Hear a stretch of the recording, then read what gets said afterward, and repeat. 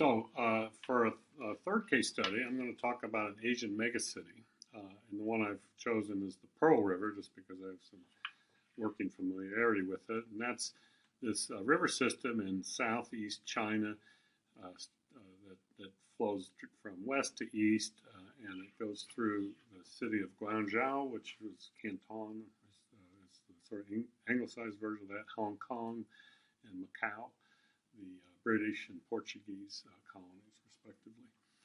And it's one of China's great rivers. The headwaters in the Himalayas, and it flows through a large, heavily populated watershed. The estuary supports major cities. The pulsed runoff of freshwater sediments, nutrients, and toxicants lead to water quality degradation. Significant habitat alteration and eutrophication from the highly modified hydrology and the massive population pressure. A vibrant economy and engineering capabilities with political will can be transformative. And this is representative of coastal megacities, which are increasing in prominence and in vulnerability. So let's orient ourselves in this river. So in China we have the Yangtze with the famous Three Gorges Dam, which mouth is near Shanghai.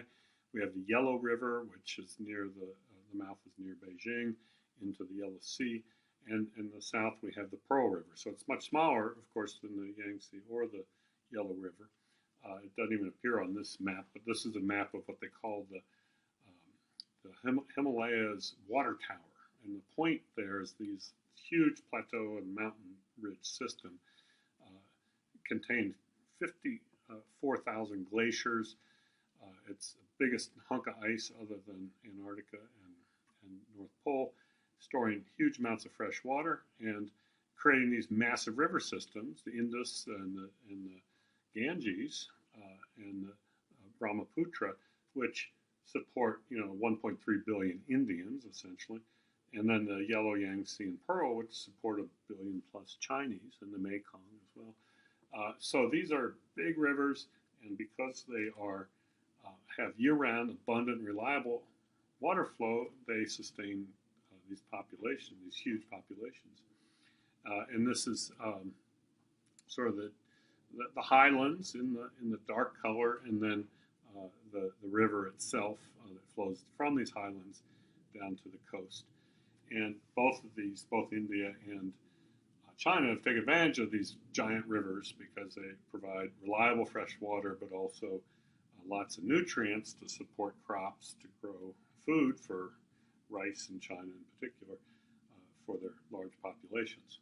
So down at the estuary, we end up with the river delta down here, and this enclave, the British enclave of Hong Kong, formerly British enclave of Hong Kong, which is now in China's hands, and Guangzhou, the large city up here at the top of the estuary, and then the smaller Macau, the Portuguese colony here, famous for its casinos and gambling. So what happens in this is got this Himalayas, you got this big floodplain with lots of ag occurring, lots of industry down in Canton and Hong Kong, and these inputs of nutrients, sediments, toxicants that come into the coastal waters. So they have high biodiversity. This is subtropical climate. It's got lots of sediment accretion and vast mangrove beds. They've got large ponding where they're doing aquaculture, both in the watershed and down on the coast. And they have a history of creating and managing these watersheds. It's a place of significant frequent disturbance. This is the typhoon tracks of typhoon is a hurricane in the North Pacific, and you can see and there are cyclones south of the equator in the Pacific, and all the same thing. These massive storms that track through and create devastation. That's the other big ecological impact of this area are the fact that they're making so many dams. So China has actively lots of dams under construction. The Pearl River is not quite as much as the Yangtze, but there are 16 large dams under construction. And so they're increasingly in the Mekong, they're going to do a whole lot of dams. So not just for hydropower, but for flood protection and irrigation and promote development. Down at the mouth, there's the regular occurrence of red tides in the Hong Kong harbor there, causing fish kills and human-related impacts.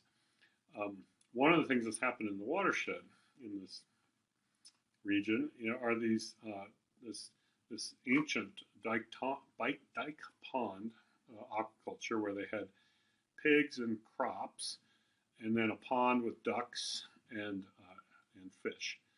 And what they've done is they've converted those to shrimp ponds, and so there's no land associated. So you can see from this photograph, it's all shrimp ponds, and it's heavily fertilized and intensive aquaculture production in these ponds. They're trying to do some things at some scale. This is a little waterway that they took us to that was running down from one of their small cities that only had 3 million people, and then they diverted the water through this wetland, that artificial wetland, that was able to reduce the nitrogen, phosphorus, suspended sediments, and biological oxygen demand quite significantly. Tragically, though, they just put it back into the river that they had diverted it from, but most of the river water didn't go diverted through the wetlands, so it didn't really have a net impact on the water quality. But they did show that they could scale up this kind of situation. So one of the things I think that's kind of exciting about places like China, if they put their mind to something, they can do a whole lot, and they can do it quickly. And if they want to define a responsibility for management, they can make this happen. And I've seen it. They won a river prize in the Shaw River a few years ago, where they took 250,000 people, relocated them. They were in some slums along the riverbank. Then created a really nice river amenities along the riverbank with natural filtration going on, so the water quality is improved, and then the people came back in a better environmental situation. Of course, some people that got moved didn't get the benefit of some of those advantages. But anyway, it does provide potential to meet these different challenges with a bunch of different recommendations that we've put together here for coastal megacities. So I wanted to give you a feel for that, how the world's changing. I mean, it's not just that China's got a large population, or India, but within those countries there's this migration, internal migration, and as well as in North America and Europe. So here's the number of coastal megacities in 1950, really two. That was New York City and Tokyo. And then as in 20-year increments, you can see a bunch more medium-sized cities popping up, a couple more mega cities, and Sao Paulo and Rio, and a bunch of Indian cities. And by 2010, you can see a smattering of these coastal mega cities occurring everywhere. And if you just project this out to 2030, you can see these Asian megacities, India and China, Indonesia, just blossoming. And so even now we can see a large impact of these megacities. So these megacity issues are going to become issues of the future, something that we have to wrestle with. And one of the problems with these megacities is they're vulnerable. They're vulnerable to the fact that you've got these 10 plus million. We define a megacity by 10 million plus are concentrated in this area, and they get transportation to deliver goods and products to and from these cities. But they need energy, they need water, they need food, and they need ways of moving those things around. And so if you cut off the water supply or contaminate it, or the food supply, or disrupt the energy grid, it causes great stress to tens of millions of people and can have immediate and devastating consequences. So as we harden the shorelines and overfish the stocks offshore, you just decrease the resilience of these ecosystems to bounce back. We can see human health impacts. I'll give you a case study of that in a second. And that was when I was there in 2000. When was it? 2003. Was it? What's the date on that? Anyway, I was there when SARS came out, and I was at ground zero. Look at that wetland that I showed. That's where and when the SARS epidemic was initiated. And in retrospect, I found out they were getting it from these cat-like creatures jumping from the cat to the human, killing people in China, but also in Canada and North Carolina. And it's right next to this new megacity, Shenzhen, which was right adjacent to Hong Kong on the mainland side. Less than 20,000 people back in 1979. By 2003, when I was there, it was 8 million people, and it was projected to be over 10 million shortly after. I've never seen it's explosive growth. It's not fast growth. It's explosive growth. They're building this stuff as fast as they can, and a lot of migration internally for, and interestingly, smart young women had to leave their husbands behind, and they would go in this kind of special economic zone. So China was just keen on developing as quickly as possible. So integration, very little regional synthesis, largely isolated studies. There's not much NGO or academic integration activity that I could see. Most of the national tensions on the Yangtze, the Three Gorges Dam, or the Yellow River with their delta alterations and the Habs offshore. Pearl River has gotten very little national attention. Adaptive management, hard for me to discern. Not a single regulatory authority for the management of the river.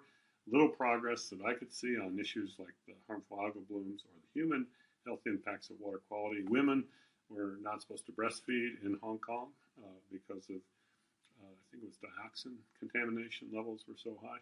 So basically, I can't imagine they're managing anywhere near an adaptive way. Precautionary, little consideration. Ongoing degradation, it seems the economy trumps everything. The burden of proof is on the science and the management, and the development pressures still are booming along. For sustainability, I think the vulnerability, like that SARS outbreak demonstrates, severely vulnerable. Response to typhoon damage demonstrates some social resilience, so they have had typhoons, and they do seem to be able to rebuild after that. But don't know about the ecological resilience. And in terms of resources, I have a paper on coastal megacities that you can look at, and then I recommend this short TED Talk about debunking third world myths with the best stats you've seen by Hans Rosling. He just died a week or two ago, and was one of the iconic, one of the first TED Talks that really went viral. And I recommend it because it's just a really good talk. But it talks about this China model of development, growth of gross national product, and how they could really change their trajectory. So that's it for that case study.